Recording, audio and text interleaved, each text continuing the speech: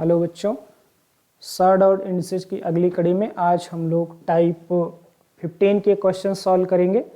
पीछे के जो सारे क्वेश्चन हमने किए थे वो सब आपने अच्छे से बना लिए हैं। तो आज की कड़ी में हम लोग उसके आगे के जो क्वेश्चन हैं, उसके आगे के जो टाइप है उस पर थोड़ा सा बात करते हैं कि घातांक और कड़ी के जो क्वेश्चन एग्जाम में आते हैं, जो अलजेब्रिक एक्सप्रेशन से रिलेटेड क्वेश्चन है, उनको हम आप कैसे सॉल्व करेंगे, तो उस पर थोड़ा सा चर्चा कर लेते हैं।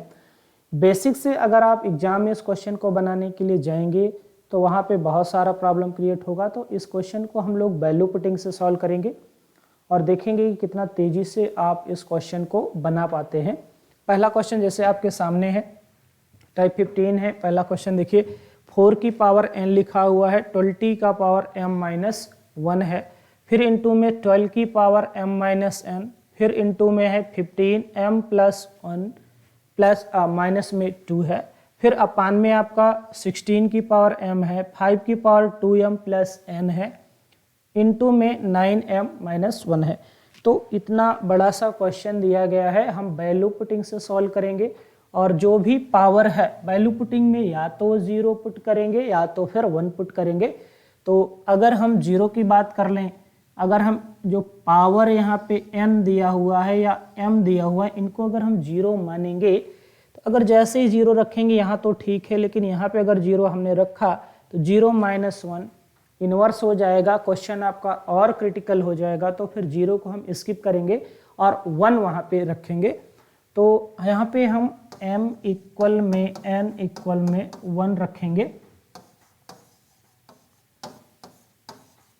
जैसे ही हमने वैल्यू पुटिंग किया वैसे देखिए बहुत तेजी के साथ इसका आंसर आपका आ जाएगा।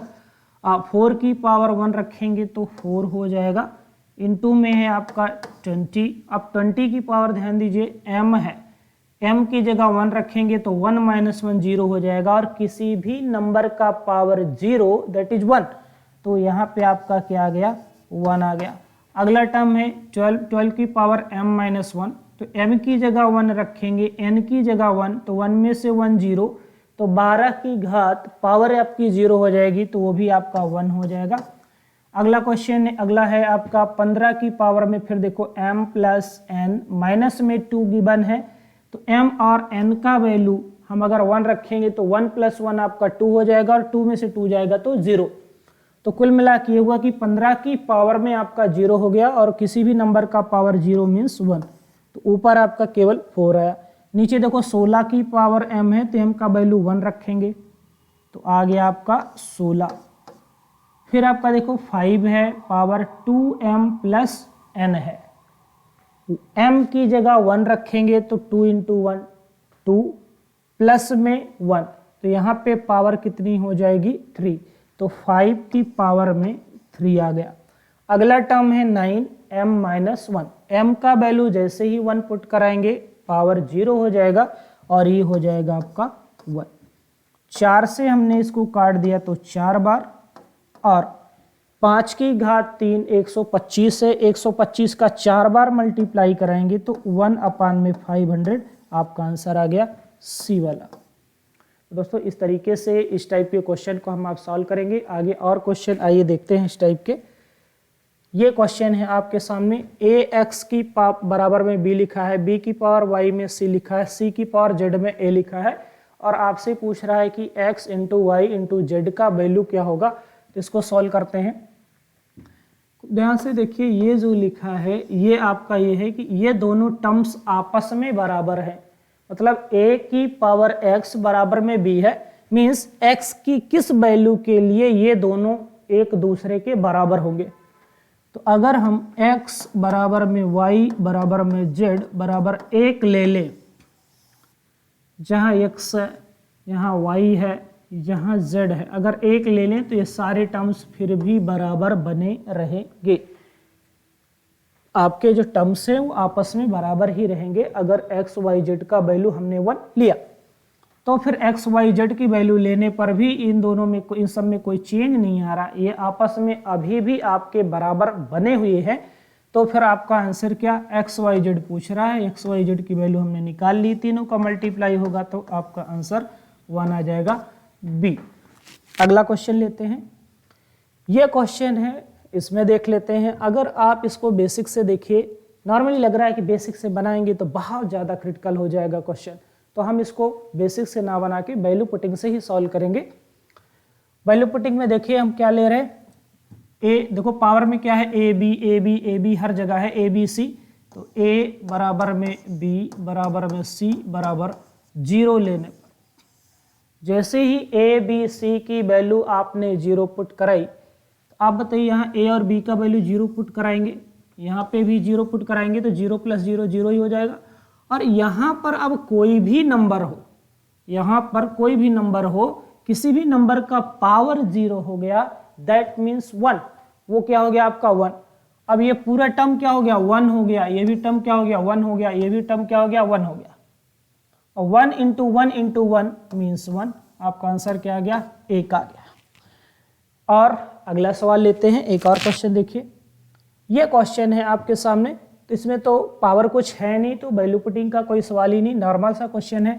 अंडर रूट के अंदर ये है, अंडर रूट के अंदर है, अंडर रूट के अंदर ये है, तो सबको हम एक ही अंडर रूट के अंदर अगर डालें, सभी नंबर अंडर रूट के अंदर है तो सबको एक अंडर रूट के अंदर लाते हैं। और ये ए इनवर्स लिखा हुआ है, तो ये 1 में ए है, इंटू में बी है। अगले वाले में बी इनवर्स मीन्स 1 में बी इंटू में सी है। अगले वाले टर्म से 1/c इंटू में ए है, तो c से c कैंसिल आउट हो गया, b से b कट गया, a से a कट गया, आया क्या आपका अंडर रूट में 1 मतलब 1, आपका आंसर क्या आ गया 1 आ गया।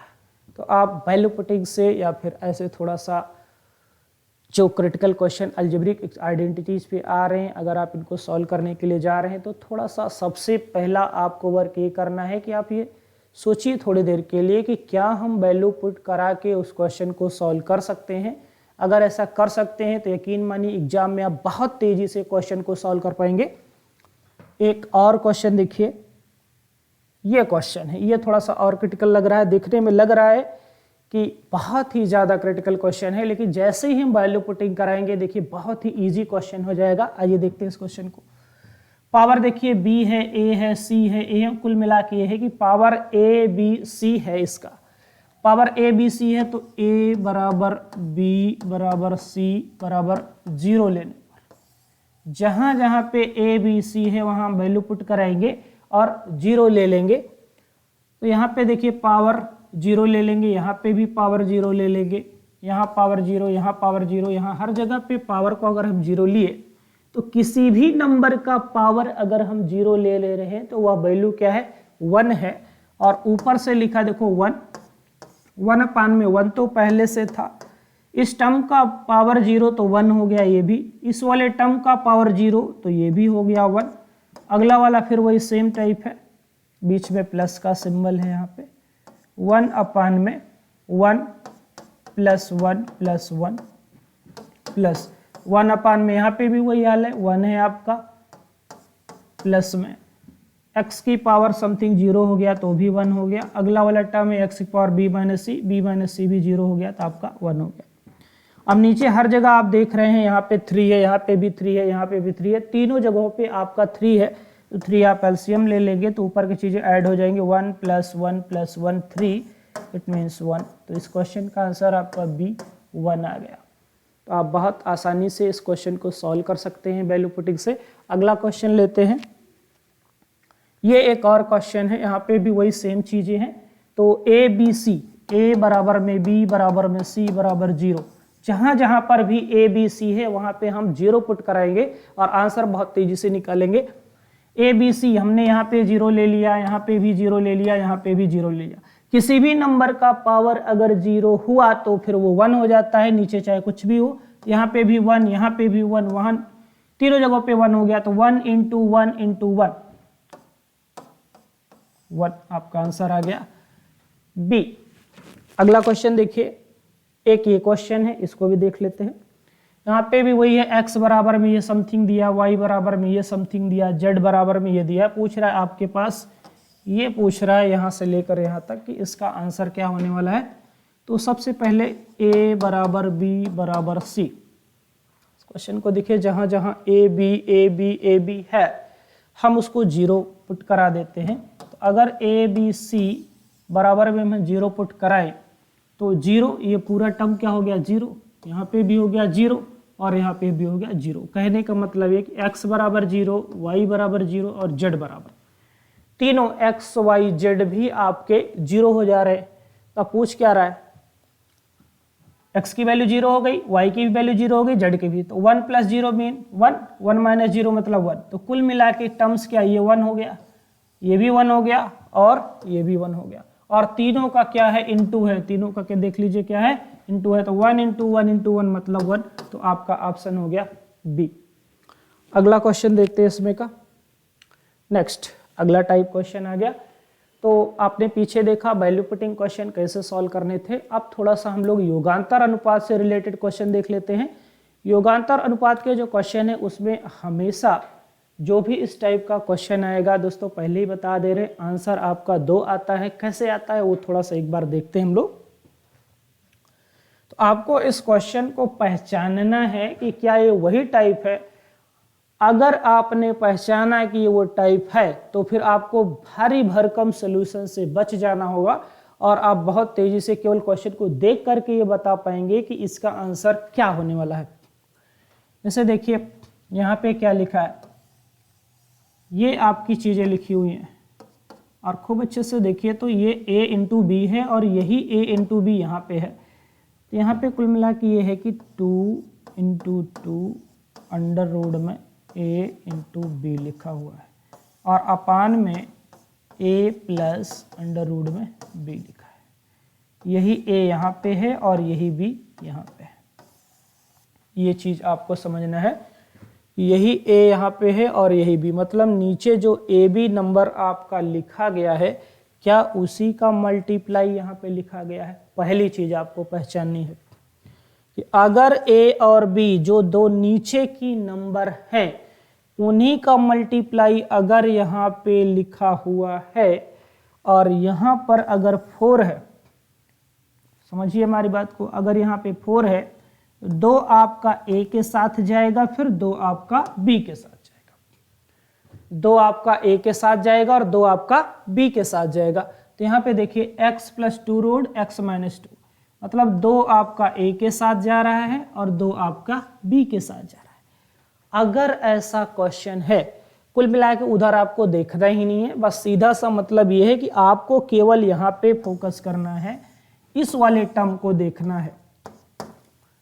आपने क्या देखा, क्या इन दोनों का मल्टीप्लाई, a और b का मल्टीप्लाई ही यहाँ पे लिखा हुआ है, a और b का ही मल्टीप्लाई यहाँ पे लिखा हो और उसके बाद 4 अगर है यहाँ पे, लेकिन मानिए वहां 4 है तो 2 a के साथ 2 b के साथ। कभी कभी ऐसा क्वेश्चन आ जाता है कि यहाँ 4 की जगह 2 रहेगा, तो अगर 4 की जगह पे आपका 2 है तो फिर 1 a के साथ जाएगा और 1 b के साथ जाने वाला है। तो अगर ऐसा क्वेश्चन है कि a और b का मल्टीप्लाई यहाँ हो, यहाँ पे 4 है, 2 a के साथ जा रहा है, 2 b के साथ जा रहा है, तो इस क्वेश्चन का आंसर हमेशा फिर 2 होगा। हमेशा इस क्वेश्चन के आंसर 2 होंगे। अगला क्वेश्चन देखिए इस टाइप का, ये एक और क्वेश्चन है, इसको देखिए आप खूब अच्छे से देखिए। इन दोनों का मल्टीप्लाई 5 या 15, यहाँ पे 15 लिखा हुआ है और यहाँ पे है 4, 4 है तो 2 a के साथ जाएगा, 2 b के साथ। कहीं पर भी बाहर 2 नहीं लिखा, ना यहाँ पे ना यहाँ। ये अब आपको समझना है क्या यहाँ पे 2 है, तो हाँ है। अब 20 को हम क्या लिखते हैं, 20 को देखिए एक टर्म बताते हैं, 4 × 5। अब ये अंडर रूट के अंदर 5 रहेगा, 4 बाहर निकलेगा अंडर रूट से तो 2 हो जाएगा। तो अंडर रूट 20 जो लिखा है रियल में 2√5 है और हमने क्या यहाँ 5 है तो 2 5 के साथ जाएगा। और अगला टर्म 12 है तो 12 रियल में 2√3 है, 2 आपका किसके साथ जाएगा 3 पे। बस केवल इतना सा मैटर आपको पहचानना है। अगर ऐसा मैटर है तो फिर इस क्वेश्चन का आंसर 2 होगा। अगला क्वेश्चन देखिए, एक और क्वेश्चन ये देखिए, यहाँ पे देखिए 3 दूना 6, यहाँ पे 6 है आपका, अब यहाँ पे 2 है। अगर यहाँ पे 2 है तो 1 3 के साथ जाएगा और 1 2 के साथ जाएगा। और यहाँ पे देखिए 1 यहाँ पे भी है, 1 यहाँ पे, 1 यहाँ पे भी, 1 यहाँ पे भी। एक लिखने की जरूरत है नहीं, लेकिन एक वहां पे दिख रहा है, एक है, तो फिर ऐसे क्वेश्चन का आंसर आपका 2 हो जाएगा। अगला क्वेश्चन, एक और क्वेश्चन, ये देखिए। अब यहाँ पे खूब अच्छे से आप देखिए, तो यहाँ कह रहे थे कि 3 दूना 6, यहाँ पे क्या है 6 है, और 6 ऊपर अंडर रूट के अंदर नहीं है, तो वहां पे हम बनाएंगे और आसानी से बनेगा। यहाँ पे देखो लिखा है 24, और 24 को हम लिखते हैं क्या है 4 गुणे में 6, 4 गुणे में 6, ये प्लस नहीं इंटू में, 4 गुणे 6। अब 4 बाहर निकलेगा, 4 यहां से बाहर निकलेगा तो 2 हो जाएगा, 2 बाहर आ गया यहाँ पे, तो 2 दूना क्या हो गया 4 हो गया, वहां पे 2 दूना 4 और अंडर रूट 6 बन गया, 3 दूना 6 वहां पे मौजूद है। अब बाहर क्या है 4, 4 बाहर है तो 2 फिर a के साथ जाएगा, 2 b के साथ जाएगा, उधर भी आपका नहीं दिख रहा है 2 कि 2 a के साथ है 2 b के साथ है, ऑलरेडी वहां देखेंगे तो अंडर रूट 3 अंडर रूट 2 दिख ही नहीं रहा है। लेकिन इस 8 को हम 2 रूट में 2 और इस 12 को हम 2 रूट में 3 यही लिखते हैं। तो यहाँ पे देखो अंडर रूट 2 भी है, अंडर रूट 3 भी है, यहाँ पे बाहर 4 था तो 2 अंडर रूट 2 के साथ जा रहा है, 2 अंडर रूट 3 के साथ जा रहा है, तो आपका आंसर क्या हो जाएगा 2। योगांतर अनुपात के रिलेटेड जितने भी क्वेश्चन हैं इस टाइप के, उन सब का आंसर 2 होगा। एग्जाम में आपको ऐसे ही बनाना है, अगर आप बेसिक से बनाने के लिए जाएंगे तो बहुत सारा टाइम आप अपना वेस्ट कर देंगे और कुछ क्वेश्चन छोड़ के चले आएंगे। अगला देखें, नेक्स्ट अगला टाइप आ गया। तो घातांक और कड़ी के इस टाइप के क्वेश्चन जो हैं उनका थोड़ा सा बेसिक स्ट्रक्चर समझ ही लेते हैं, उसके बाद फिर इसके ट्रिक पे थोड़ा सा चर्चा कर लेंगे कि कैसे थोड़ा सा जल्दी से तेजी से इस क्वेश्चन को हम सॉल्व करेंगे। तो पहले इसका बेसिक स्ट्रक्चर देखिए कि लेट कर लो कि x बराबर में कुछ गिवन है आपका 3 है 7 है, फिर से आपका क्यूब रूट है 7 है, फिर से आपका क्यूब रूट है और ये 7 है। ये क्वेश्चन आपका गिवन हुआ है।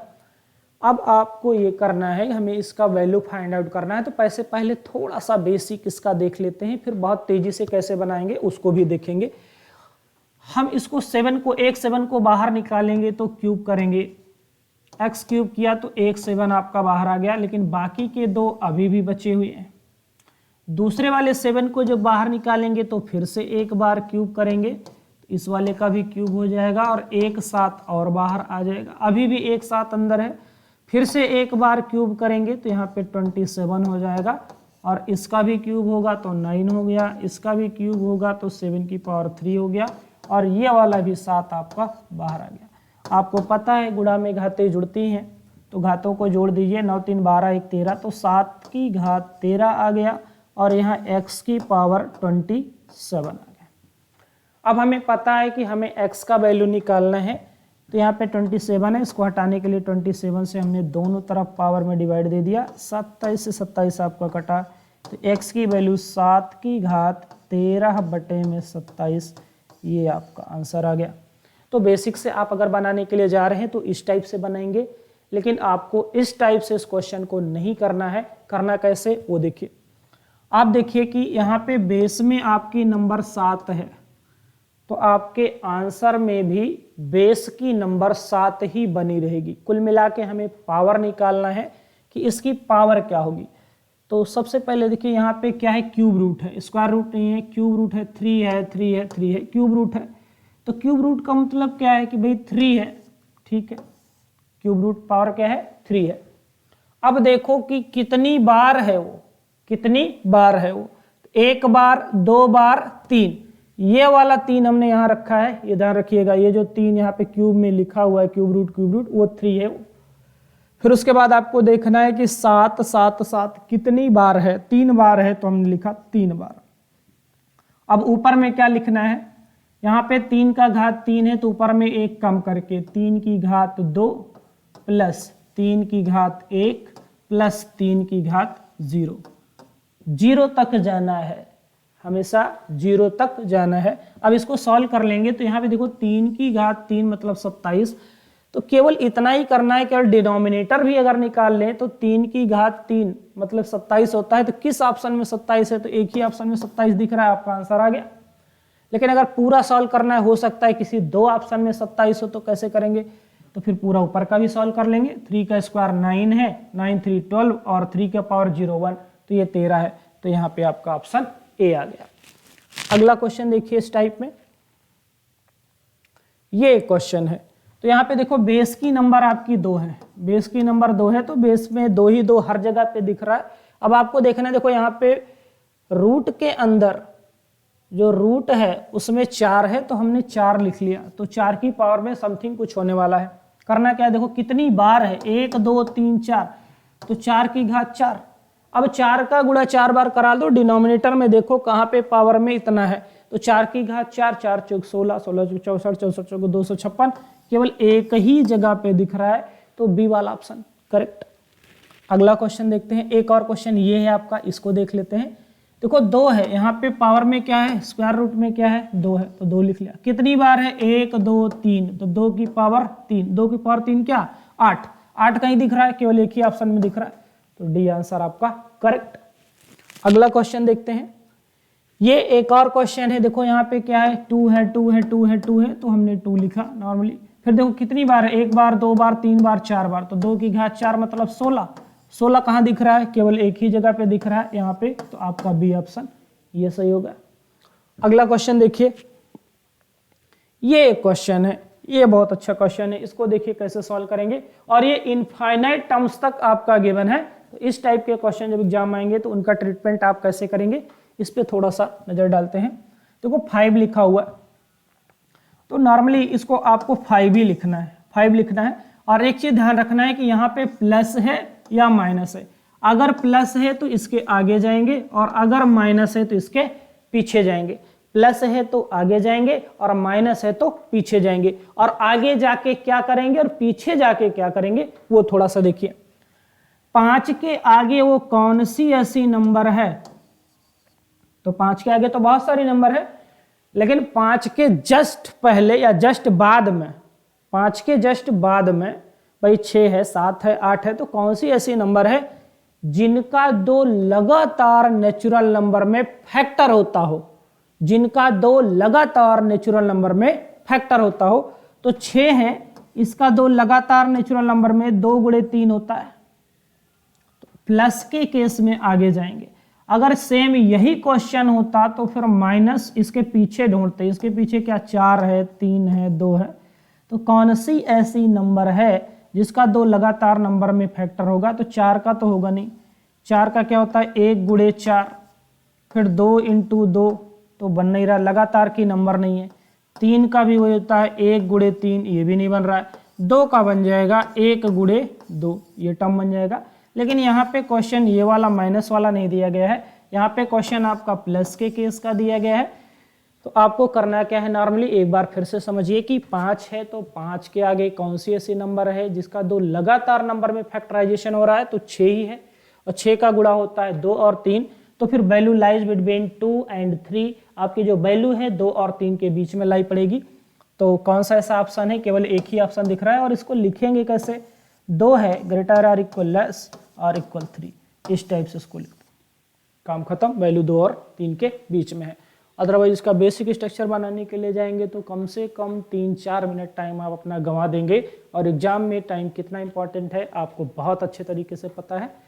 तो अगला क्वेश्चन इस टाइप का देख लेते हैं, ये एक क्वेश्चन है सेम टाइप का। देखो 7 लिखा हुआ है, तो आपको केवल नंबर देखनी है कि 7 लिखा हुआ, तो 7 के आगे देखो यहाँ प्लस लिखा है, प्लस लिखा है, तो फिर 7 के आगे ढूंढेंगे कि कौन सी ऐसी नंबर है जिसका 2 लगातार नंबर में।